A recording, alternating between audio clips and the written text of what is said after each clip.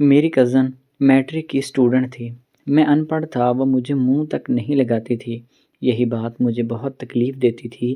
ایک رات وہ گھر پر اکیلی تھی، میں چلا گیا اور پھر اس رات میرا نام حاشر ہے، میری عمر اس وقت 25 سال ہے۔ میں ایک فیکٹری میں کام کرتا ہوں جہاں پر میری تنخواہ 25,000 ہے۔ میں وہ سارے پیسے اپنے خرچوں میں اڑا دیتا ہوں، گھر والوں کو میں کوئی پیسہ نہیں دیتا۔ میرا ایک چچا ہے جس کی بیٹی آمنہ ہے۔ آمنہ بہت ہی خوبصورت ہے، وہ پڑھائی میں بھی بہت تیز ہے۔ میرے چچا کی ایک ہی بیٹی تھی اور چچا کے پاس پیسے بھی اچھا خاصا تھے۔ میں اپنے ماں باپ کی اکلوتی اولاد تھی۔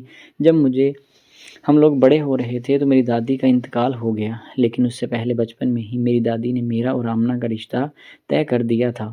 تب میرے گھر والوں نے تو خوشی کا اظہار کیا، لیکن چچا اور چچی خاموشی اختیار کر لی تھی کیونکہ ان کے ذہن میں کچھ اور چل رہا تھا۔ وہ بھی اپنی جگہ پر ٹھیک تھے، وہ یہ سوچ رہے تھے کہ بڑے ہو کر دیکھیں گے کہ بچے کیا کرتے ہیں۔ اب میں بالکل آوارہ قسم کا نکلا تھا اور آمنہ پڑھائی میں بہت ہی اچھی تھی اور خوبصورت بھی انتہا کی تھی۔ میں اس پر ہر وقت یہی رعب جماتا تھا کہ میں اس کا منگیتر ہوں، لیکن وہ اور اس کی ماں مجھے منہ تک نہیں لگاتے تھے۔ لیکن چچا جب یہ صورتحال دیکھتے تو وہ خاموش ہو جاتے تھے۔ اس کی وجہ یہ تھی کہ ایک طرف ان کی ماں کا کہا ہوا قول تھا اور دوسری طرف ان کی بیٹی تھی، جسے وہ کسی بھی صورت میں مجھ جیسے درندے کے حوالے نہیں کرنا چاہتے تھے، اس لیے وہ خاموش ہو جایا کرتے تھے۔ میں ہر وقت یہی کوشش کیا کرتا تھا کہ آمنہ مجھے کچھ وقت دے اور ہم لوگ کھیل کود میں وقت گزاریں۔ 8ویں جماعت کے بعد میں نے پڑھائی چھوڑ دی تھی اور اس وقت آمنہ 5ویں کلاس میں تھی۔ چچا نے اور میرے گھر والوں نے بہت زور لگایا کہ اپنی پڑھائی مکمل کرو، لیکن پڑھائی میں میرا بالکل بھی دھیان نہیں لگتا تھا۔ اس لیے میں نے پڑھائی چھوڑنے کا فیصلہ کیا اور ایک موٹر سائیکلوں کی دکان پر میں نے کام کرنا شروع کر دیا تھا۔ میرے چچا نے یہاں تک کہہ دیا تھا کہ اگر تم پڑھائی نہیں کرو گے تو میں اپنی بیٹی کا رشتہ تمہیں نہیں دوں گا، لیکن میں نے کسی کی بات کی طرف کوئی دھیان نہیں دیا اور اپنی ہی زندگی میں مگن رہا۔ اور اب چچا نے باقاعدہ طور پر اس چیز کا اعلان کر دیا تھا کہ وہ رشتہ توڑ رہے ہیں اور اپنی بیٹی کا کہیں اور پر رشتہ کریں گے، اور وہ بھی اس وقت جب وہ پڑھ لکھ کر کچھ بن جائیں گے۔ اس لیے اب اس کی زندگی سے ہمیشہ ہمیشہ کے لیے مجھے نکال دیا تھا تاکہ وہ اپنی پڑھائی پر توجہ دے سکے اور اس کے ذہن میں کوئی بھی ایسا ویسا خیال نہ آئے۔ وہ بھی اپنے ماں باپ کے فیصلے کو قبول کر چکی تھی کیونکہ وہ پہلے ہی میرے ساتھ خوش نہیں تھی، اس لیے اسے کوئی اعتراض نہیں تھا، بلکہ وہ تو خوش ہو رہی تھی۔ اعتراض مجھے ہی تھا کہ جس سے یہ کتنی خوبصورت لڑکی چھینی جا رہی تھی۔ میرے ماں باپ نے بھی اپنے بھائی کے فیصلے کا احترام کیا تھا، لیکن میرے اندر دھتکارنے کی جو آگ بھڑک رہی تھی کیونکہ مجھے منہ پر ہی انکار کیا گیا تھا، میرے اندر بدلے کی آگ جل رہی تھی۔ میں یہی سوچ رہا تھا کہ کیسے بدلہ لوں، اور میں نے اپنا ذہن بنا لیا تھا کہ میرے پاس بدلہ لینے کے لیے صرف ایک ہی طریقہ ہے، وہ یہ کہ میں ان کے بچے کو داغ داغ کروں اور پھر پورے معاشرے میں ان کو بدنام کروں، تب جا کر میری روح کو تسکین ملے گی۔ حالانکہ میں بہت غلط تھا، میرا فیصلہ غلط تھا، طریقہ کار بہت غلط تھا، لیکن میں نے یہ فیصلہ کیا کہ میں یہ کام کر کے ہی رہوں گا۔ اب میں نے چچا سے کہہ دیا تھا کہ چچا آپ نے جیسا کہا ہے میں آپ کی بات کو ماننے کے لیے تیار ہوں۔ چچا کو ساتھ میں نے جھوٹ بولا تھا تاکہ میں ان کا اعتماد اور بھروسہ حاصل کر سکوں، لیکن جب یہ چچا نے مجھے کہہ دیا تھا کہ چلو ٹھیک ہے تم میرے گھر آ جا سکتے ہو، اب آمنہ کو تم اپنی بہن ہی سمجھو، میں نے ہاں میں سر ہلا دیا، لیکن میرے دماغ میں اور کوئی کھیل چل رہا تھا۔ مجھے یہ تھا کہ چچا اور آمنہ کا بھروسہ حاصل کروں گا اور پھر اپنا کام سر انجام دوں گا۔ اب میں نے چچا کے گھر آنا جانا شروع کر دیا تھا اور آمنہ کے ساتھ بھی کوئی ایسی ویسی بات نہیں کی تھی۔ میں جاتا اور سلام دعا کر کے اپنے کام سے کام رکھتا۔ اس طرح ہم دونوں میں دوبارہ سے دوستی ہو گئی تھی۔ وہ بھی کبھی کبھی ہنس کر مجھ سے بات کر لیا کرتی تھی، پہلے تو وہ مجھے منہ تک نہیں لگاتی تھی۔ اب اسے پتہ چل چکا تھا کہ میں اس کی زندگی سے جا چکا ہوں تو اس بات کو وہ اتنا برا نہیں مناتی تھی جب میں اسے بلاتا تھا۔ اب ہوا یوں کہ چچا کو کام کے سلسلے میں کہیں بیرون ملک جانا پڑا اور آمنہ کے پیپروں کا وقت سر پر آ چکا تھا، تو چچا نے یہی کہا تھا کہ حاشر تم آمنہ کو لے کر جایا کرو گے۔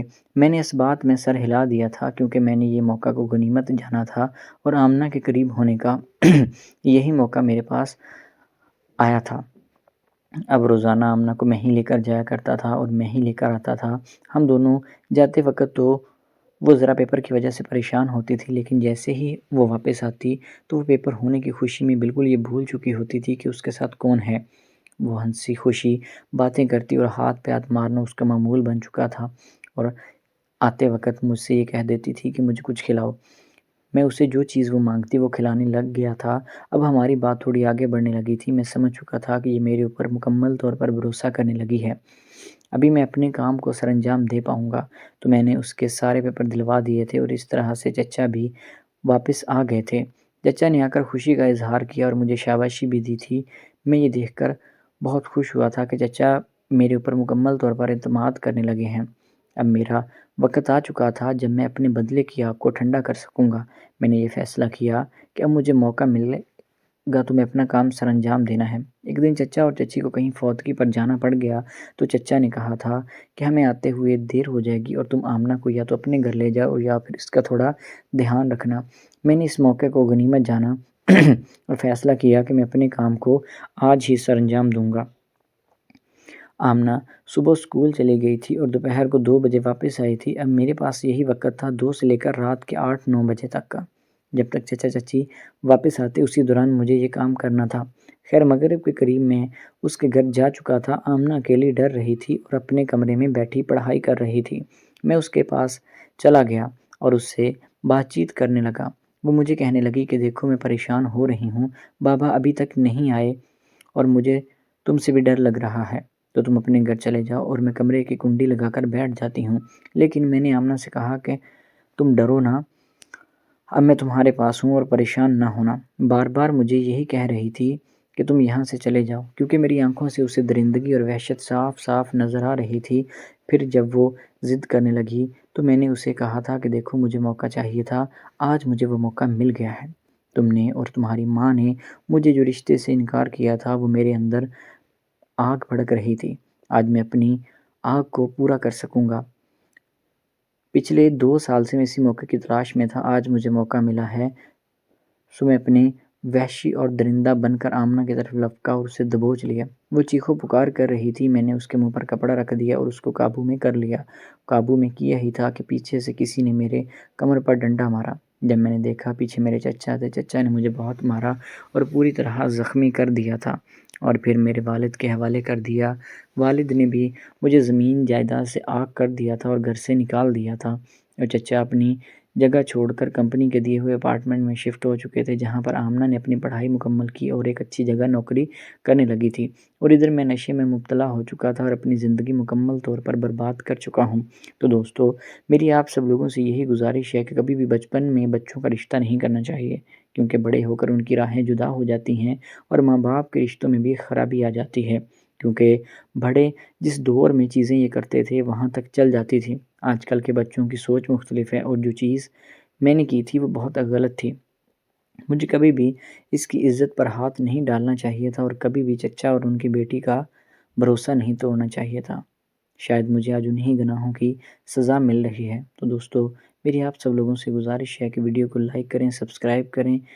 ملتے ہیں اگلی ویڈیو میں، تب تک کے لیے اللہ حافظ۔